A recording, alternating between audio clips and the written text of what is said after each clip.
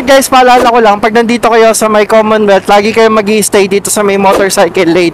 Or else, pag gusto nyo mag-U-turn, 200 meters away mga tol.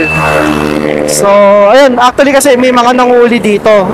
May mga na-champion na ako na nahuli dito banda sa may Commonwealth mga tol. Kasi yung ibang rider kasi, pag mag-U-turn is maagang lumilipat na ng linya. Kaya yung ibang enforcer, nakabang na. Isa to sa mga, sa mga, ayan yan. Yan isa to sa mga pwesto ng mga enforcer pag ayun yan mga tol, ayun may nahuli yan. So dapat pag mag-U-turn kayo 200 meters away, pero para sa akin kasi medyo bitin kasi yung 200 meters, lalong lalo na dito sa may Commonwealth, medyo mabibilis yung sasakyan, pero wala tayong magawa, law is law, batas ng MMDA. Kaya stay safe mga tol, lagi kayo mag-stay dito sa linya ng motor.